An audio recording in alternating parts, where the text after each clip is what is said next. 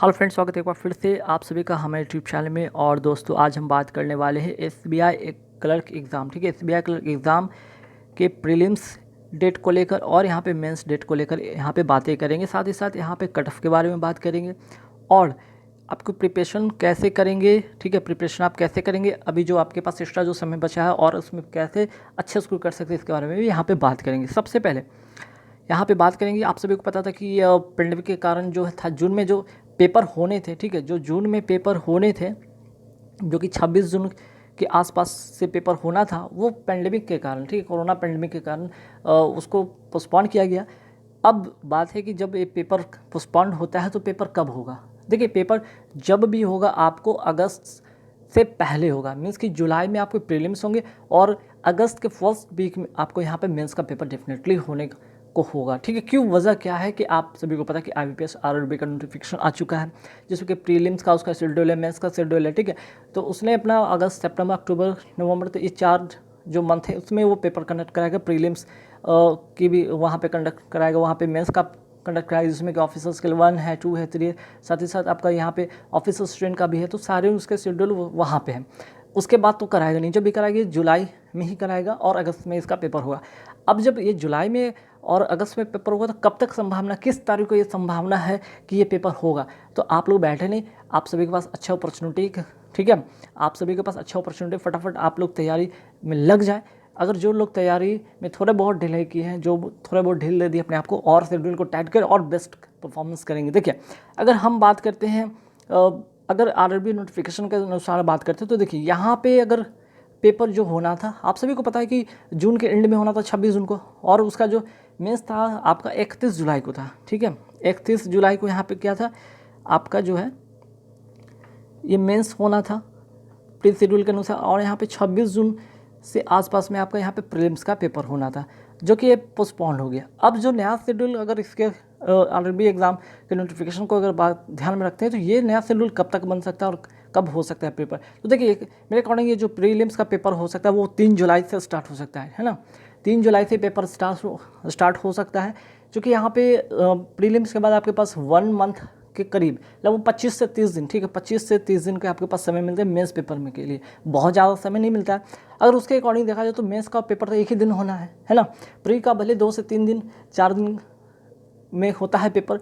ठीक है, तो यहाँ पे अगर बात करें मेंस में, तो बस एक ही दिन का पेपर होता है, 2 शिफ्ट में होता है।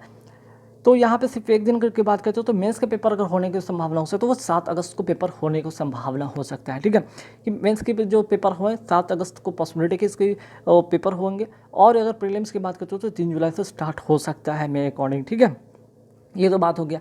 अब फटाफट एक नज़र डाल लेते हैं, जो बच्चे, जो भी स्टूडेंट अगर तैयारी कर रहे पेपर देंगे, उनको एक चीज़ पहले क्लिक होना चाहिए कि कट ऑफ क्या था। कट ऑफ होने के बाद आपको 3 जो सेक्शन होंगे, 3 सेक्शन में आप कैसे बेहतर प्रदर्शन करेंगे, कैसे बेस्ट परफॉर्मेंस करेंगे, कहाँ पे आप स्कोर कर सकते हैं, कौन सा सब्जेक्ट ज़्यादा स्कोरिंग होता है, इस बारे में भी बात करेंगे। तो सबसे पहले आपको कट ऑफ के बारे में बात कराते हैं। ठीक है, अगर हम बात करते हैं यहाँ पे रिजर्व कैटेगरी का 2020 की, अगर प्रीलिम्स की बात करते हैं कट ऑफ का, तो देखिए आंध्र प्रदेश का कट ऑफ कितना गया था, 68। ठीक है, 68 गया था। इस बार कितना जाने की संभावना, लगभग इसी के आसपास में रहेगा। ठीक है, बहुत ज़्यादा कट ऑफ हाई नहीं जाएगा, लगभग जैसे 68 है तो 70 या 68 के आसपास में, मीन्स कि इसी के आसपास में 71 या 69 ऐसे कट ऑफ गिरेंगे, है ना।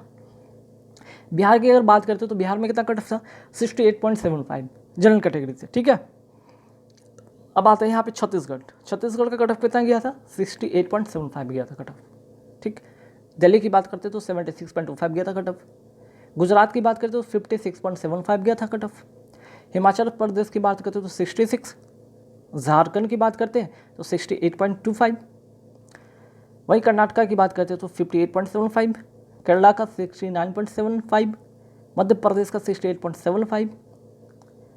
महाराष्ट्र की बात करते हैं तो 59.75। उड़ीसा 68.25। चंडीगढ़ 76। पंजाब 77.50। हरियाणा 72.75। राजस्थान की बात करते हैं तो 68.75। तेलंगाना 66। तमिलनाडु 62। उत्तर प्रदेश 71। उत्तराखंड से 69.75। वही बात करते हैं वेस्ट बंगाल 67.75।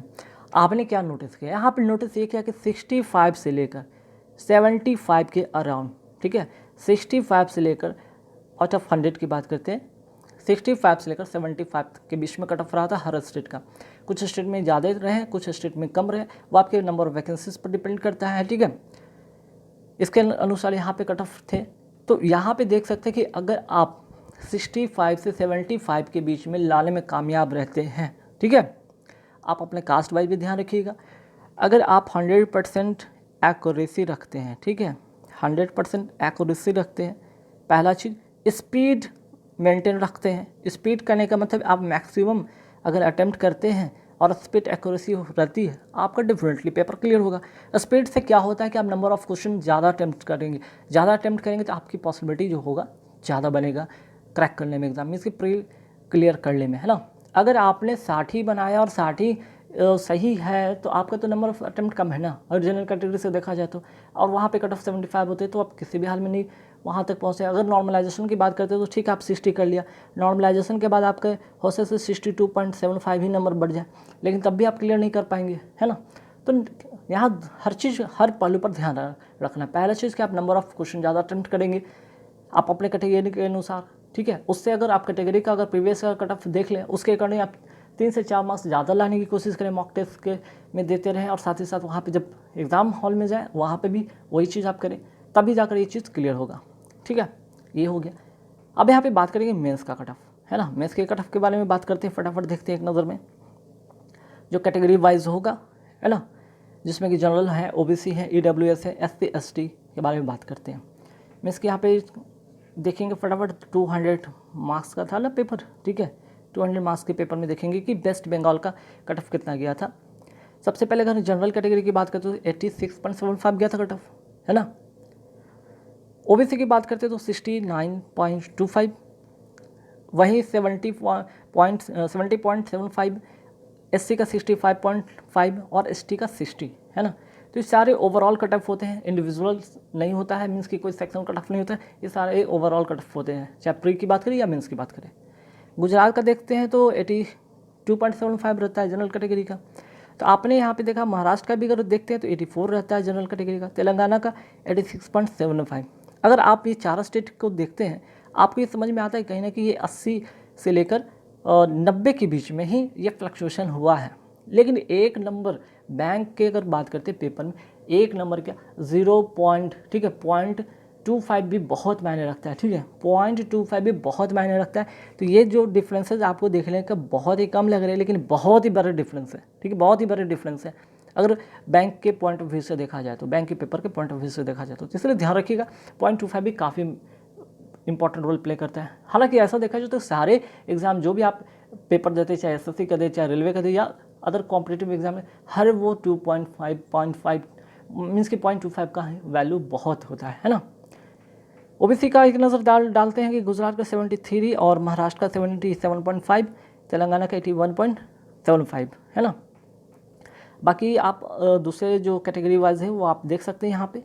चलिए तेलंगाना की बात करते हैं तो उत्तर प्रदेश सबसे ज़्यादा कैटेगरी मीन्स की सबसे ज़्यादा जो कैंडिडेट अप्लाई करने में रुचि रखते हैं, वो इसलिए कि यहाँ पे नंबर ऑफ वैकेंसी ज़्यादा होता है ना। यहाँ पे जनरल कैटेगरी का कितना गया था 90.25, है ना 90.25। उसके बाद क्या था यहाँ पे ओबीसी ईडब्ल्यूएस, है ना, ओबीसी और ईडब्ल्यूएस, ओबीसी वाले का 78 ही रहा था, ईडब्ल्यूएस का 82.25। हिमाचल प्रदेश की बात करते हैं 87.25 रहा था जनरल कैटेगरी से, है ना, और यहाँ पे ओबीसी कैटेगरी से 72 गया था। आंध्र प्रदेश का 88.75, ओबीसी का 83.75।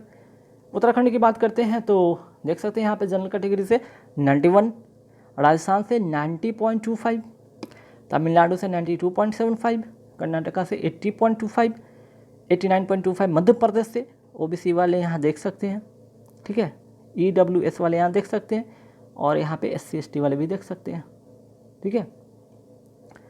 चलिए दिल्ली की बात करते हैं तो दिल्ली का 98.75 गया था कट ऑफ, चंडीगढ़ का 96.75, पंजाब का 96.25, ठीक। तो ये रहा आपका मेंस का कट ऑफ, ठीक है। तो आपको करने क्या है, यहाँ पे जो भी पेपर होगा, 2 ही तो पेपर होने हैं ना, एक तो प्रीलिम्स होने हैं और दूसरा क्या होगा आपका मेंस। प्रीलिम्स की अगर बात करते हैं 100 क्वेश्चन होते हैं 100 मार्क्स के लिए, 190 क्वेश्चन होते हैं 200 मार्क्स के लिए, यहाँ पे 100 मार्क्स के लिए होता है। तो आपको प्रीलिम्स क्लियर करना होगा पहला, मीन्स कि 100 में अगर आप नंबर ऑफ़ क्वेश्चन अगर अटेम्प्ट करके आते हैं, इसकी बात करें 100 में अगर आप 75 अटेम्प्ट करते हैं प्लस, आप डेफिनेट रहेंगे कि मेंस के लिए आप क्लियर करेंगे, ठीक है। वही अगर मेंस की बात करते तो यहाँ पे 200 मार्क्स में से, ठीक है, अगर 200 मार्क्स में से अगर आप यहाँ पे नंबर ऑफ़ क्वेश्चन की बात हो रही, आप यहाँ पे अटेम्प्ट की बात हो रही है ना, जैसे 100 में 75 करके आ रहे, 75 प्लस करके आ रहे, तो अगर यहाँ पे नंबर ऑफ़ क्वेश्चन के अकॉर्डिंग देखा जाए 190 में, तो 190 में आप कितना करेंगे कि आपका जो है स्कोर बेस्ट होगा। तो कहीं ना कहीं यहाँ पे आपको नंबर ऑफ़ जो क्वेश्चन होंगे 100 से लेकर 110 तक अगर आप अटेम्प्ट लेते हैं तो ये आपके लिए बेनिफिशियल हो सकता है ना, ये बेनिफिशियल होगा तब। तो कुल मिलाकर प्रीलिम सबसे पहला आपको टारगेट होता है प्रीलिम्स क्लियर करना, लेकिन जो अगर एक्चुअल में तैयारी करते वो प्री के साथ साथ वो मेंस की तैयारी करते रहते हैं, क्योंकि प्री के बाद आपके पास समय नहीं होता है मेंस की तैयारी करने का, और इतने कम समय में आप उस चीज़ को आप क्रैक नहीं कर पाएंगे, मीन्स कि उस सिचुएशन को वो पैटर्न को आप समझ नहीं पाएंगे पेपर देने से पहले। इसलिए पैटर्न समझते हुए, समय को देखते हुए आप उस चीज़ को पहले से प्रिपेयर रहेंगे तो आपके पेपर अच्छे जाएंगे, है ना। क्योंकि मेंस देखिए प्री बहुत लोगों का क्लियर होता है नो डाउट, पर मेंस बहुत लोगों का क्लियर होते हुए भी वो डिस्क्वालीफाई हो जाते, क्लियर नहीं कर पाते। वजह होता है कि वो क्या करते हैं, प्री क्लियर करने के बाद ये स्ट्रेटजी बनाते हैं कि मेंस को क्लियर करना है, लेकिन जो एक्चुअल में क्रैक करना चाहते हैं वो प्री से ही पहले मेंस की तैयारी के साथ साथ प्री का भी तैयारी करते रहते हैं, जिसकी वजह से उनका पेपर क्लियर होता है। आई होप गाइस कि इस वीडियो में आपको एक अच्छा इन्फॉर्मेशन मिला हो, अगर कट ऑफ की बात करें या फिर प्रिपरेशन को लेकर बात करें या फिर